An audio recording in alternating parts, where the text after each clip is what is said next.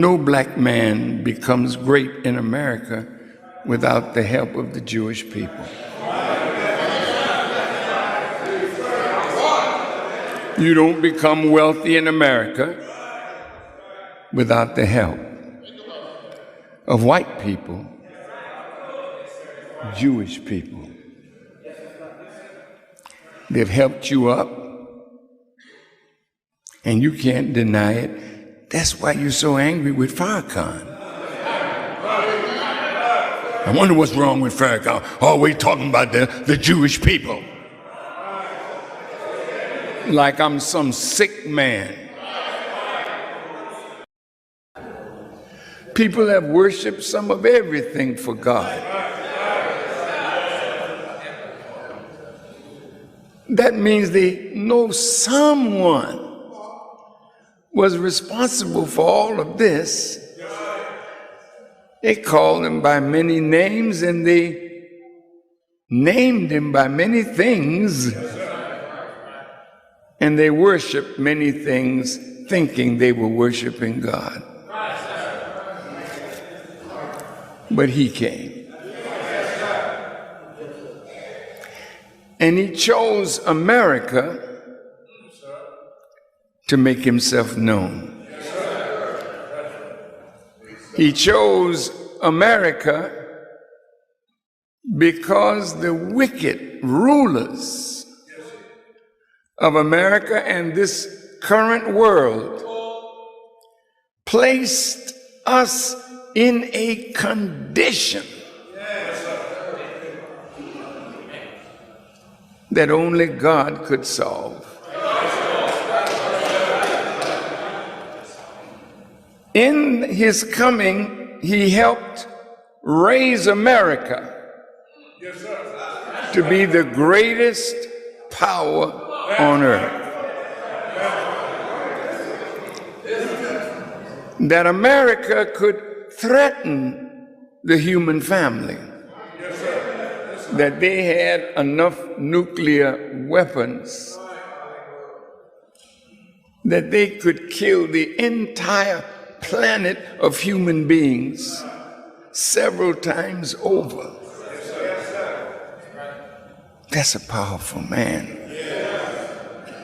Would you say that? He's a human being or a reasonable facsimile.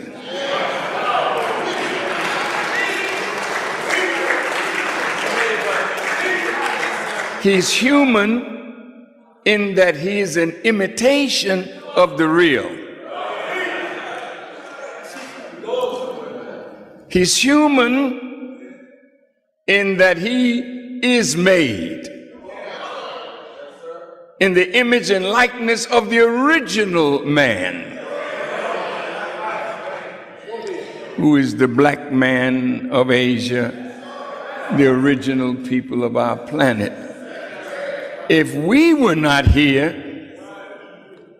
there would not be any brown, any red, any yellow, and certainly no whites. But because we are here, he has always been among us. He chose the best part of the planet for us. Or we could say, when the moon was split from the earth, it was like a new earth. So the original people searched the earth for the best part. And we chose the holy city of Mecca in Arabia and that area of the world, the most fertile, minerally rich part of the earth. We chose it as the home of the original people. A spiritual home. But when he came to America, He saw that America had unraveled, broke apart the original people of the earth.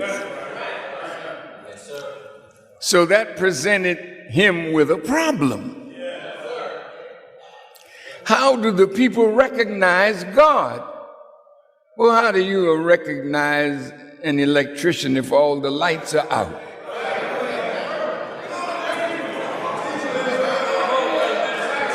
Man comes and does something that only an electrician can do. And you say, oh, the electrician is here. How do you know all the lights are on? Well,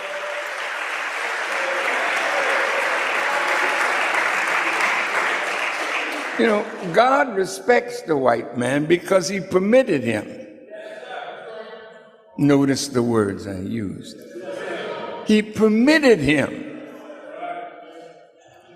Gave him form and expression, and gave him a limited time in our infinity of time to rule for 6,000 years. But in that 6,000 years, this man has worked, and 9/10 of our planet is under his rule.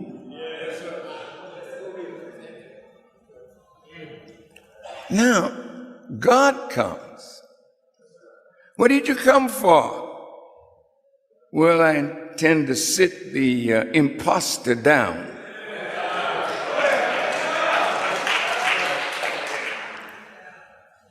And establish my own king on a throne.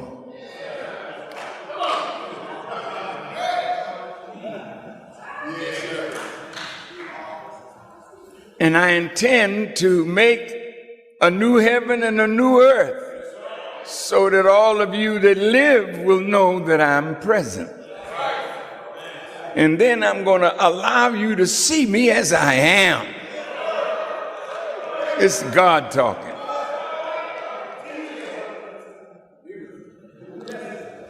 Will he be in this form? What other form?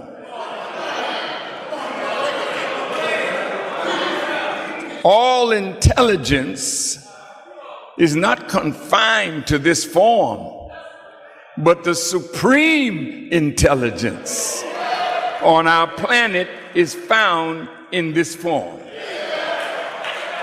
And Allah said in the Quran that he gave us the best form. So this body is almost magical. If you let it be itself, it will heal itself. It is a magnificent vessel in which the Spirit of God can reside. But Satan has so corrupted the Spirit till last Sunday I had to say that the prophets were right when they said America has become a habitation of devils. Well, you might say, well, I live here. Yeah, we know. And everywhere you go, you raise hell. Let's talk about it. Because he made us into himself. So little black devils hanging out with the white devils, but the brown ones are devils, the red ones are devils, the yellow ones are devils, because you all have been made by Satan to rebel against the law of righteousness. So look at what God said he was coming to do. He's coming, and he's going to set the big bad wolf down.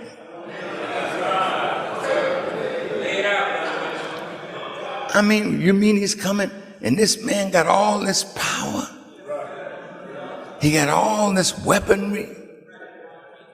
And God, in human form, is going to sit him down. He's going to sit him down. But he's such a weak foe.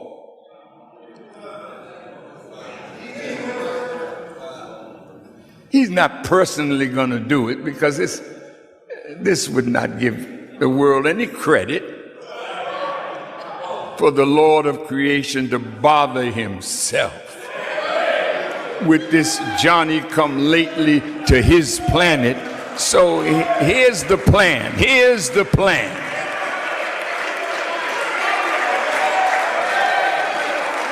Now, God allowed us to come into his hands.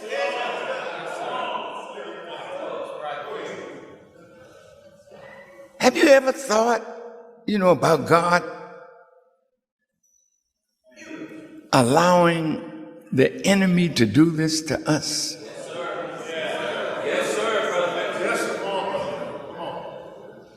He couldn't have done it unless God gave him permission. So if God gave him permission to rough us up like this, beat us down like this, turn us inside out like this, why did you do that, God? He said, just be calm. You'll understand it better by and by. Now here's how wise the God is, to show you his power. He comes. He has 3 hats on.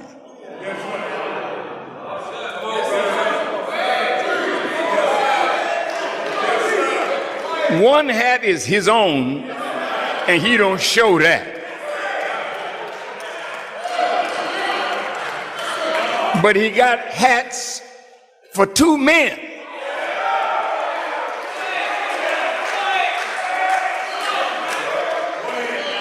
And he's going to use 2 of the...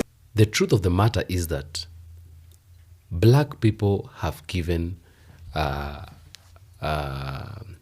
everything to the white people.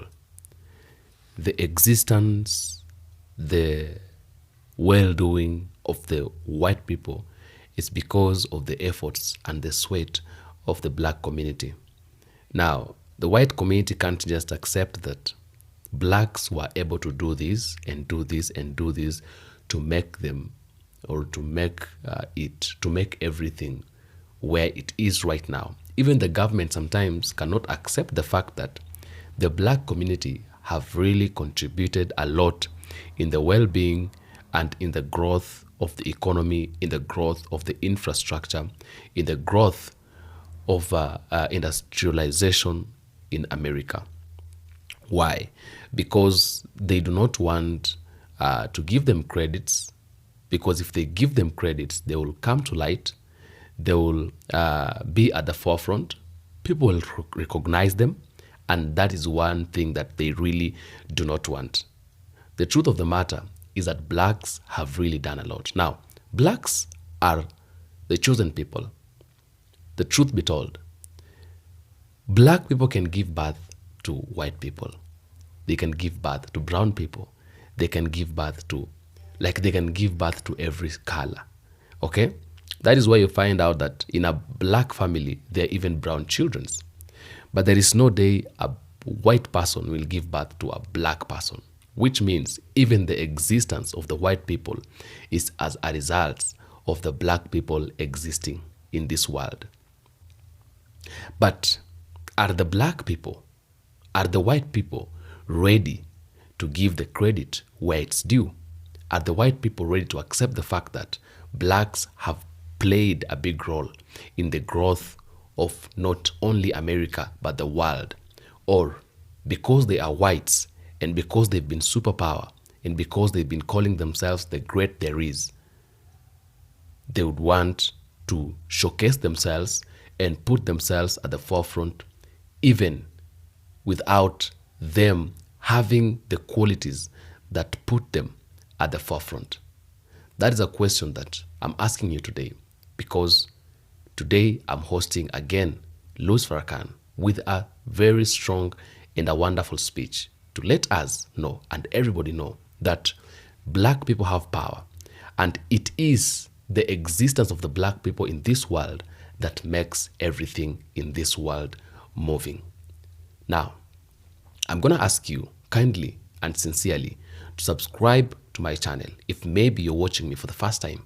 And for the returning subscribers, I really do appreciate you so much. Okay? Now, as you're watching this video, prepare your thoughts. Have them shared with me in the comment section. I will do my best to make sure I read all of them and give a response where possible. Now, without further ado, let's all of us gather here for our guest, Louis Farrakhan. People that the enemy destroyed. 2 Negroes.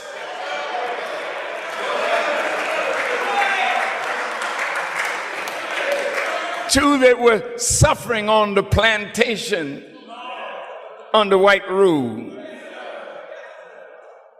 They're whooping the hell out of us, not knowing that one day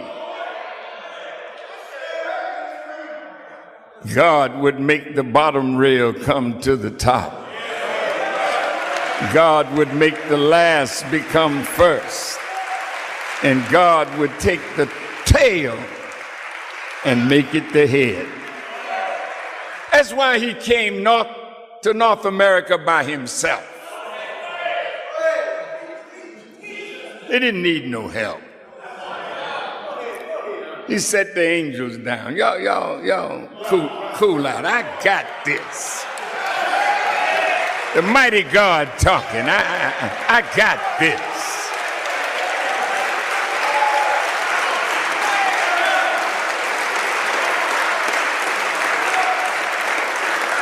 Meanwhile, back at the ranch,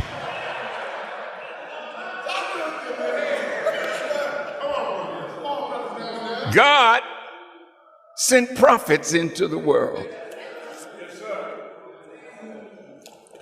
Some they beat, some they killed, some they imprisoned.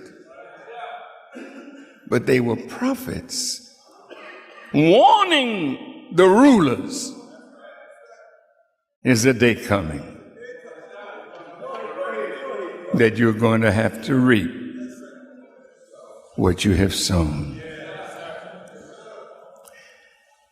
Now, white folk, when they doing us evil, they already knew something about our future. Some of you are Masons, Shriners, studying the secret wisdom of God in your lodges. But your lodge is a little different from the white folks' lodge. They allow you to have what they were given by Muhammad, the prophet.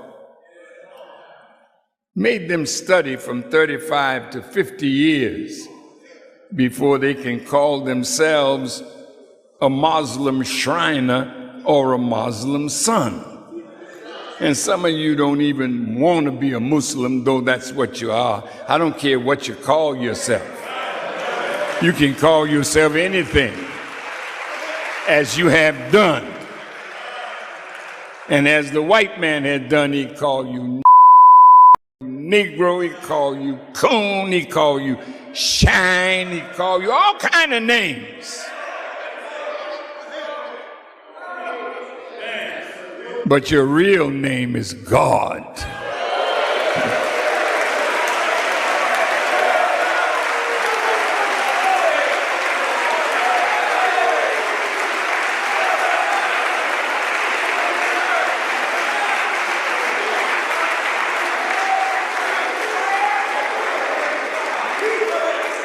Yeah, the Bible tells you there are lords many, gods many, but Allah is the one, the mighty, the supreme. So they got all these gods in America and turned us out. So anything that the white man is and is about and permits, he let us into it. You know how you do when you have a hit record?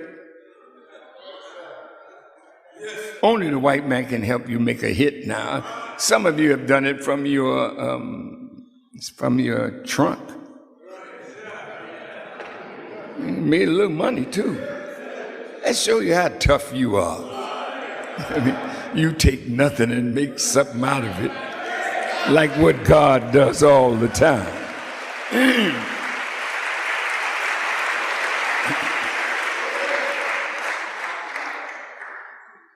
So God says, yeah, I'm going to take the bottom rail, bring it to the top. I'm going to find my sheep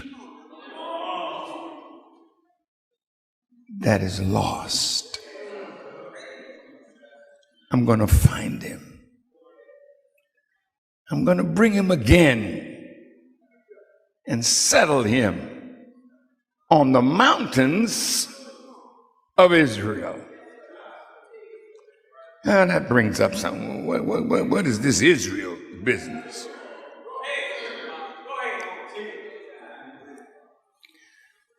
Jacob was a pretty tough fellow in the Bible. He wrestled with the angel.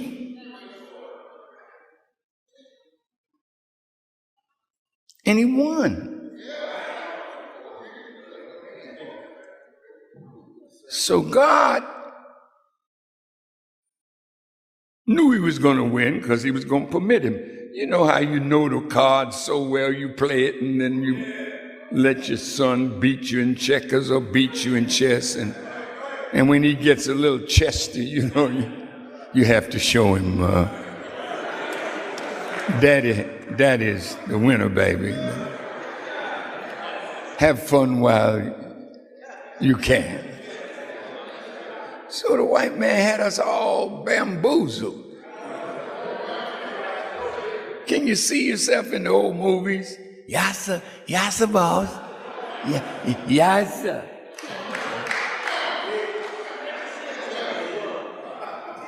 Hey, boy, come here. Yeah, yes, sir, boss. Well, our people played the role, man. Our poor women, Lord have mercy. He had a field day with you. Went in and out of you like foxes go in and out of the holes that they make. Holes.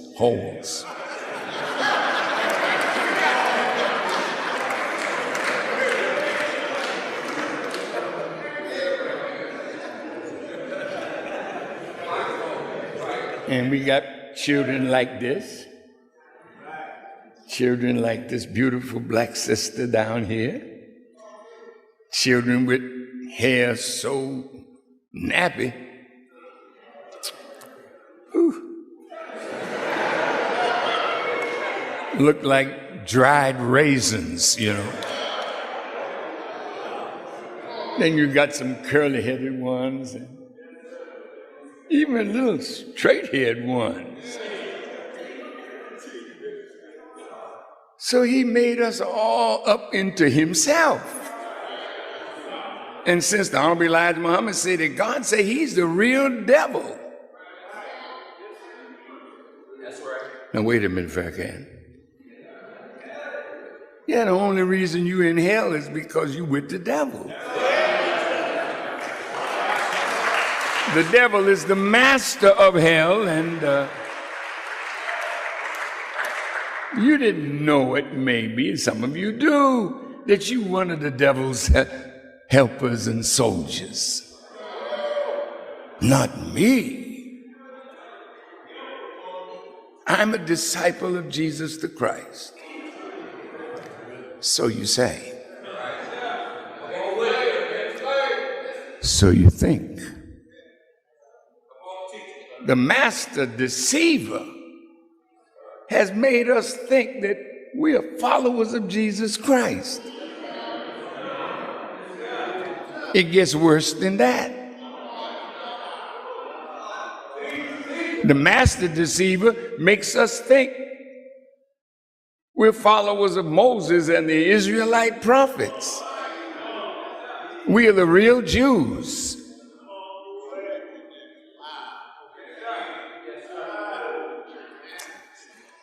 But to put the icing on the cake, Satan took over Mecca.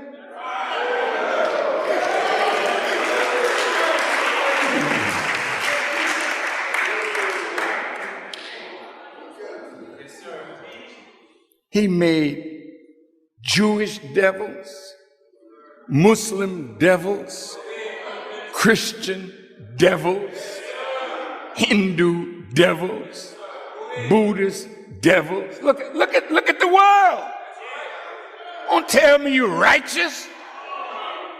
The world is in hell because Satan has become your master.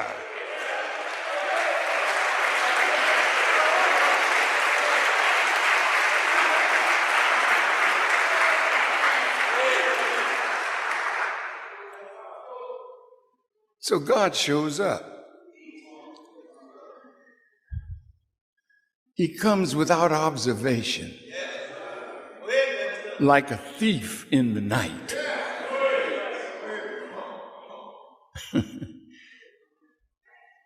How could he come without observation? There's an old saying, prepare me a body that I may go down. Well, a body was prepared. That looked like him, but was not him. He had a white mother from the Caucasus Mountain and a jet black father.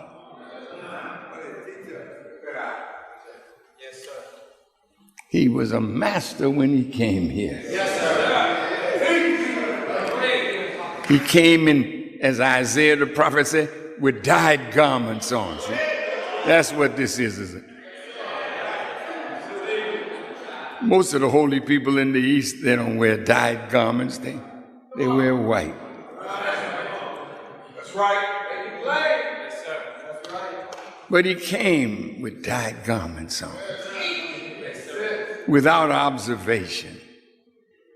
He came in and out of America for 20 years. From 1910, visiting white people, visiting president, visiting. Yeah. He got to know white people pretty well. Let me tell you something. You've been living with them. Not with, under. The big difference between with and under. Any woman that lives with a man knows the man. We lived under him. And some of us never got up into high places. But you're up there today. It's real talk. No black man becomes great in America without the help of the Jewish people.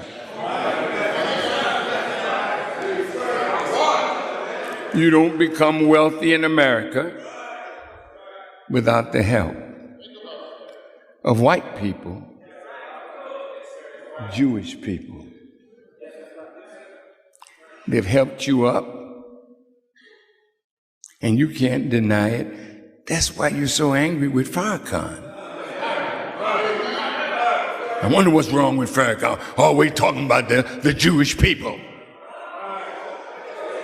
Like I'm some sick man.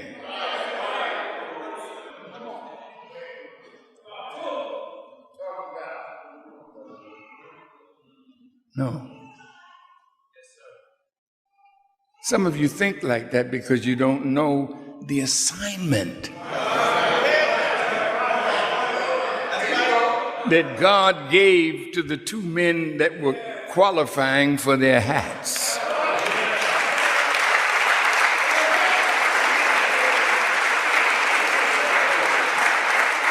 Now, the Bible tells you many are called, but only a few are chosen. But it seemed like Elijah Muhammad had a class full of giants. Because you study under him any short amount of time. To this world, they call you a heavyweight.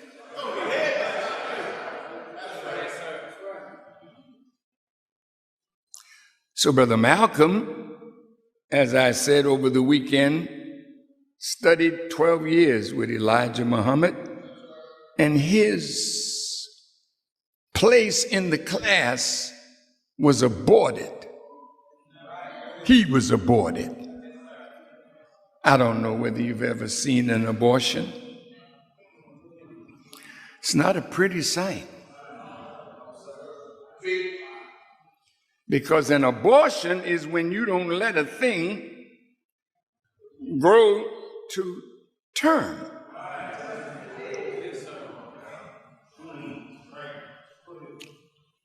Some force, some disease interferes. And the growing, living thing dies, and it never came to full term. Malcolm never reached his potential fully. He only went to the 8th grade of school. But under Elijah Muhammad, he beat up college professors. I was with him at Harvard, and they brought out a champion Negro. You know how they do.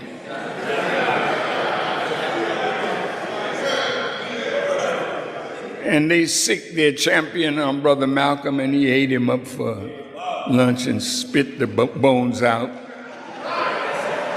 for some other hungry people to eat.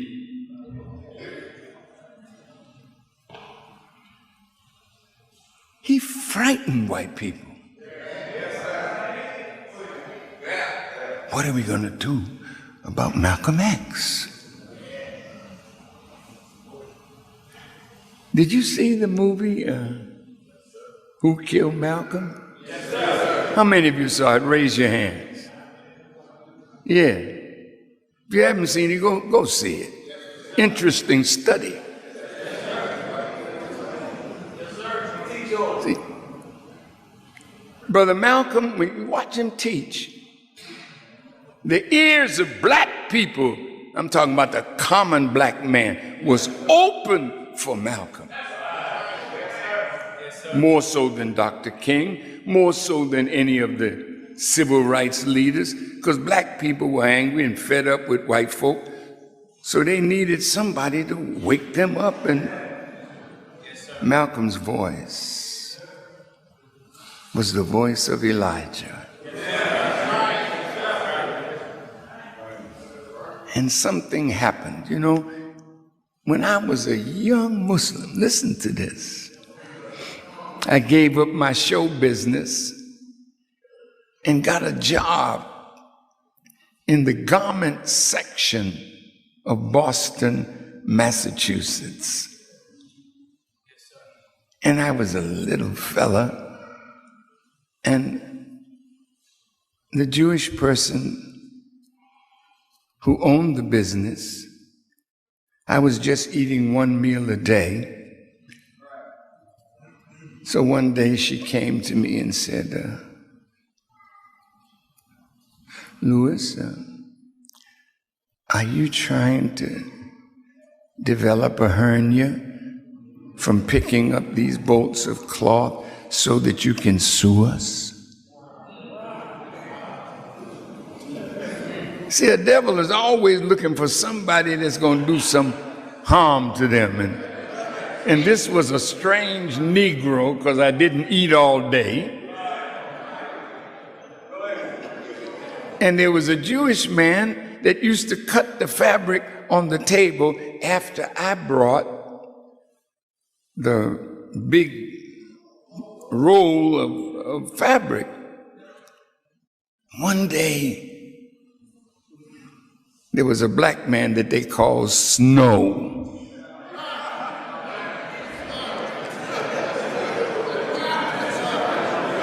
You know how they do. See, the beautiful singers back in those days, quartet, one, the most famous, was named by white folks, called the Ink Spots. Yeah, man. This cat, he keeps laying stuff on us, you know. So while I was picking up the bolts of cloth, my Jewish co-worker had a conversation with me, and he said, you know, you're very smart. Listen, you could be the leader. I'm just in the nation a few days, and this man is telling me that I could be the leader because I seem so smart. And that's the way the devil creeps up on your ego and makes us think we are more than what we are, and then we try to show out and get busted.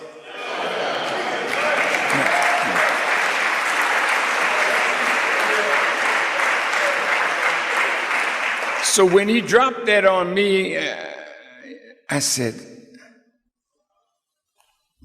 sir, I said, when you and your people were in the hills and cave sides of Europe, when you talk like that, they know you know something. I said, which one of you cavies could be the leader over Moses in your condition? That was the end of it. The man knew he was meeting a little master that he could not master. Now you think about that. I'm just coming into class. Yes, sir. The IRS king. We want you to come downtown. Sure. He said, we haven't seen any report on your income. I said, oh, I don't have any income.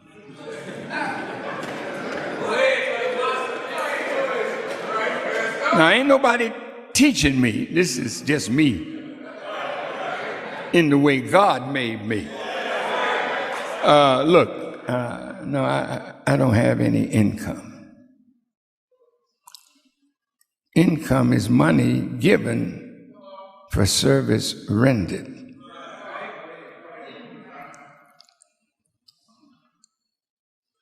I said, my job is making the blind see, making the deaf hear, the dumb speak, and raising my dead black brothers to life. You ain't got enough money to pay me for that. Listen. So God promised me a reward. So if you're still around, when I get my reward, maybe you can try to tax that. Get out! That's the wisdom of my teacher. And they trying to abort me from such a class as that. Y'all all right?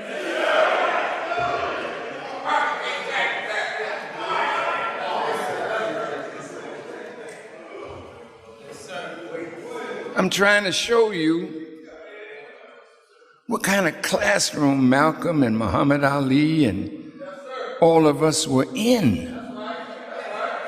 I was just a little fella in the class, and the white man was trying to make me rebel against my teacher.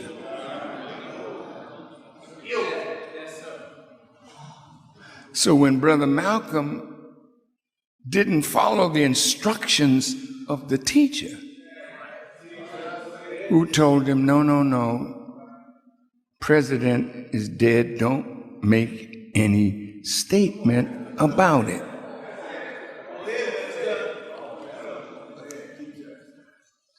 Now, a Negro that don't have a teacher, you would laugh at Kennedy's assassination because you don't see the bigger picture. Malcolm knew the bigger picture, but he was blinded by his own feelings that he could handle it. Well, it's a case of the chickens coming home to roost. And I'm never sad when chickens come home to roost. In fact, I'm glad. Next day, same night, Malcolm X, the heir apparent of Elijah Muhammad and the black Muslims, was joking and laughing at the assassination of our president.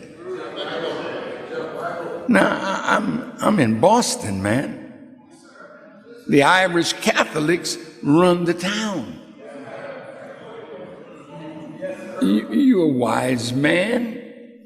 Do you go in the face of the enemy and the messenger told you, no, don't say anything? Gone. My brother, his tenure in the class was interrupted. Yes, sir. And he decided he didn't like the punishment that his teacher gave him. Yes, sir. And he left the class. See, when you leave the classroom of God,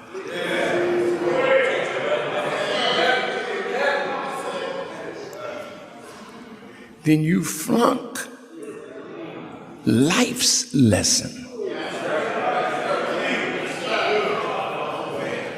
Then death follows. Teach it, brother minister. That's right. Muhammad Ali shocked white people. And you loved him because he had the strength and the courage to challenge white people. You know that. I am the greatest of all time. With his handsome, braggadocious self. Then he would tell them what round they were going to fall on and knock them out in that round. See, only God could speak like that. Well, I'm going to take you down in two. And when the dude goes down in two, he said, damn, This man knew what he was going to put on me. And see, Malcolm and Muhammad, we were practicing gods.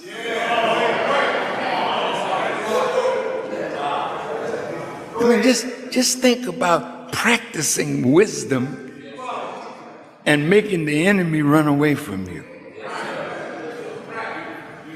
We practicing some lessons that we learned in our class. All right, let me get to the point here.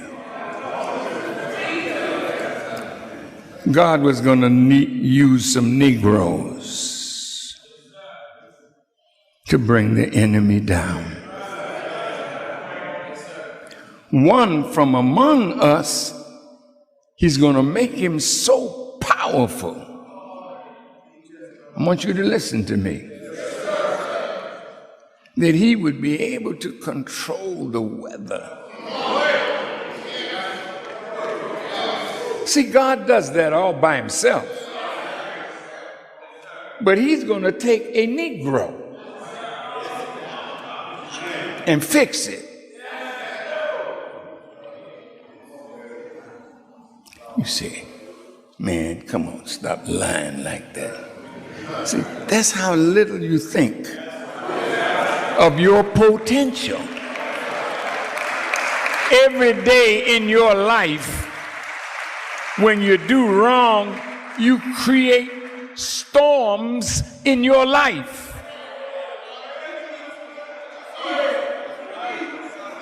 You can't handle the storm that you created. All of this is a part of God's preparation of those that he would use to raise us up and bring the enemy to a naught.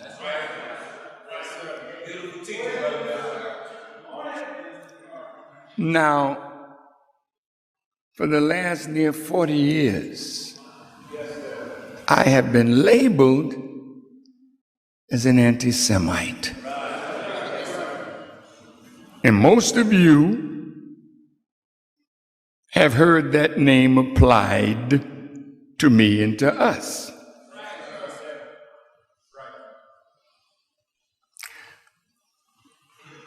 They called me in, invited me to dinner, and I invited them to dinner. Top Jewish scholars came and sat at my table, my father's table, but I'm living in the house. They're sitting at my table, and they're telling me, Farrakhan, you do not try to teach us. Did you hear what I said? I'll give you his name, Rabbi Shalman, who was the dean of all of the rabbis in Chicago. Say, you don't lecture us. That's for me to do. In other words, how dare you, nigga? I mean, underneath, that's what it's all about. How dare you think that you can criticize and correct us?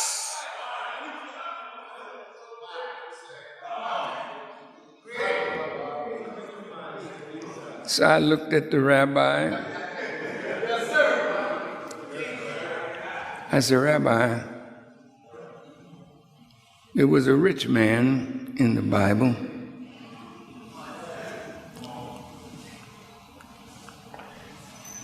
who persecuted Lazarus. And the rich man died. And Lazarus was in the bosom of Abraham. And the rich man said, hey, Laz,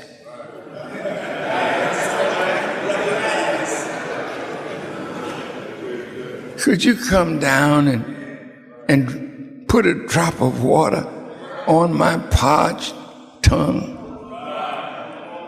Abraham wouldn't even let Lazarus speak. He said, there's a gulf between you and him, and he can't come to put no water on your tongue. Now the rabbi knows the parable. He had some brothers. He said, well, could you let him go to my 5 brothers and give them some water? Because evidently the whole family was catching hell. And Abraham said, no, he can't come to your brother or your brothers. I said, you know, Rabbi,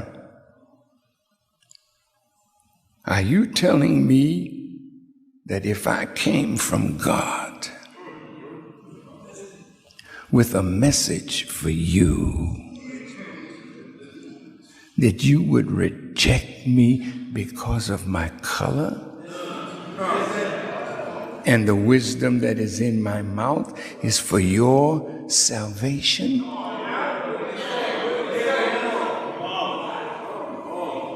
Would you do that, Rabbi? Now, he don't know where I'm going, and at the time I didn't either.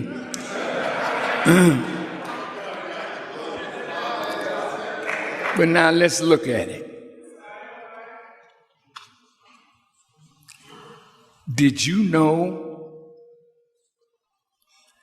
that the Honorable Elijah Muhammad said, when you come into the full understanding of Jesus, you will awaken at once. Are you asleep? Yes, you are.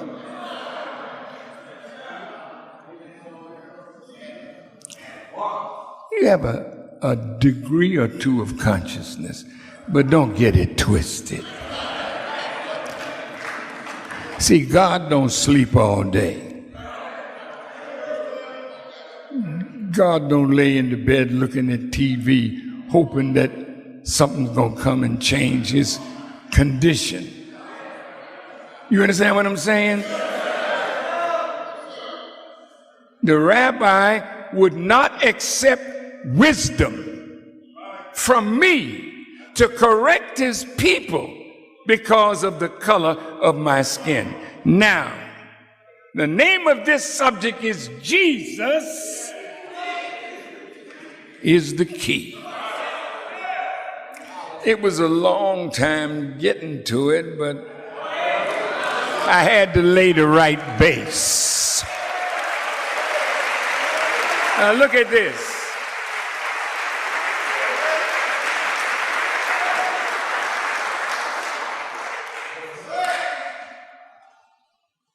Muslims and Christians argue. There may be some Christian scholars in this house, and I would like to engage you for a moment.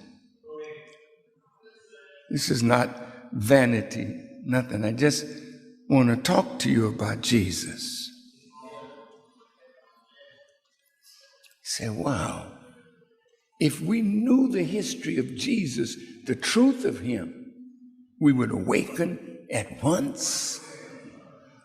What is there about the knowledge of Jesus that is hidden from us,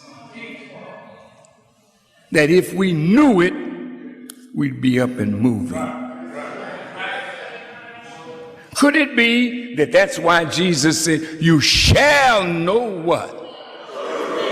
And what would truth do? Are you free? Well, then you don't know.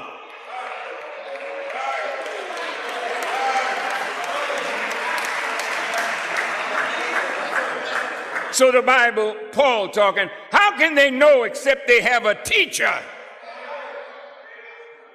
How can they have a teacher except he be sent?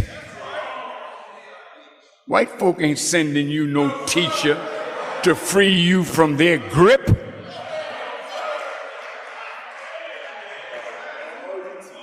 God has to send one for you. Did you know that some of the Jews in Israel called Jesus a monkey? Yes, sir.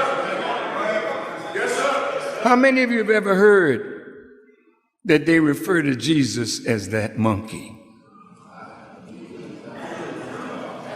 That means y'all got some studying to do. Look at this. They wrote on the church in Palestine or in Israel, Jesus is a monkey. And when white folk want to tease you, they call you a monkey.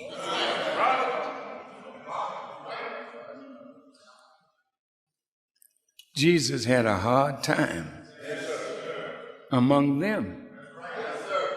Listen to these words. When Jesus, these are words from the Honorable Elijah Muhammad. When Jesus came into his mission, he was the last prophet to the Jews. But he was born in Palestine and fled to Egypt, where his mother was born. He was a melanin-colored human, kinky hair, and they didn't like him. No, sir. The same spirit that rabbi came to me. How dare you think you can come and teach us? That's the way they felt about Jesus, who was their last prophet. Now, Muslims believe Jesus was only a prophet.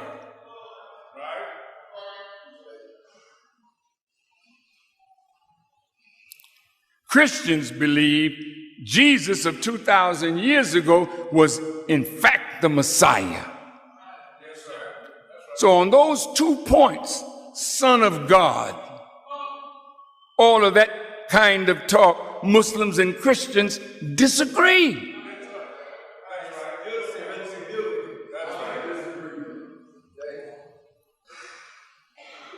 God has come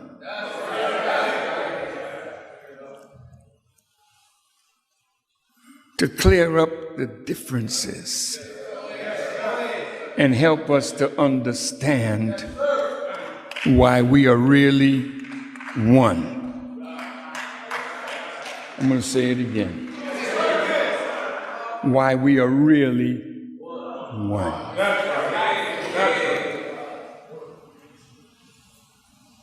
Jesus of 2,000 years ago was only a prophet.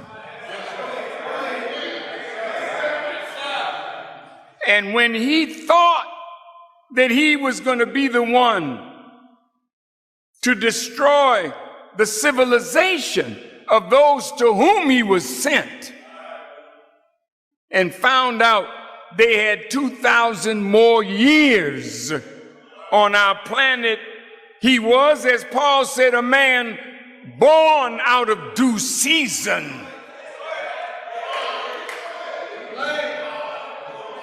So Jesus, my brother,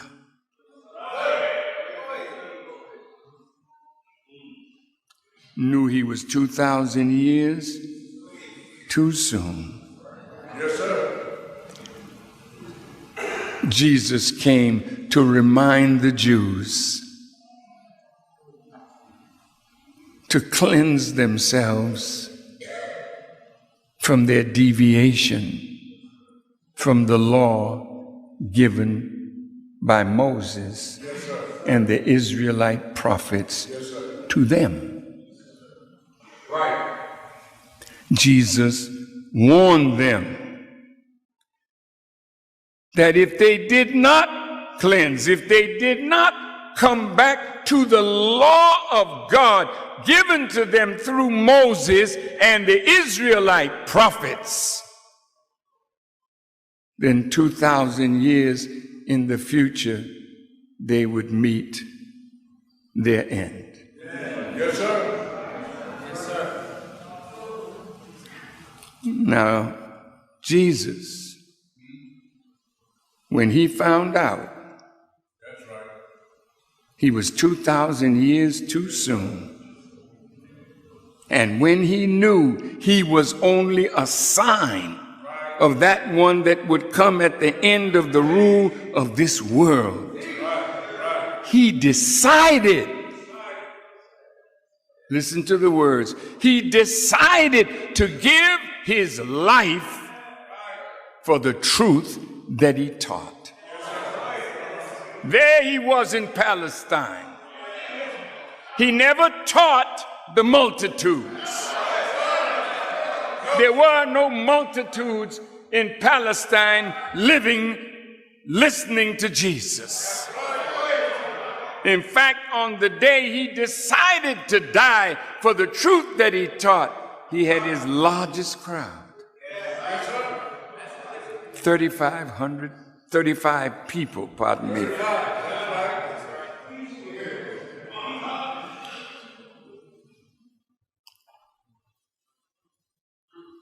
Jesus didn't run from the enemy. No, sir, he didn't. That's right. He offered his life. Yes, sir. Not to the enemy, but he offered his life for the truth that he taught from God. Yes, sir. And he goes out on the streets of Jerusalem to die. And he found a crowd gathered under the awning of an old Jewish man's store. Yes, sir. And he started teaching them, and they were listening. Right. Yes, sir. The owner of the store came out, and Jesus quieted them down by saying, I'll get them to buy something. And the owner of the store went back in, and Jesus started teaching. I'm going to depart for a moment. My dear brothers and sisters, Assalamu alaikum. In the name of Allah, the Beneficent, the Merciful, I bear witness that there is no God but He, the One, the incomparable, the mighty, the wise. We thank Him so much for the privilege of coming to birth in a book of truth, the universe, created by Him for the benefit of every soul that walks or comes to birth on this planet.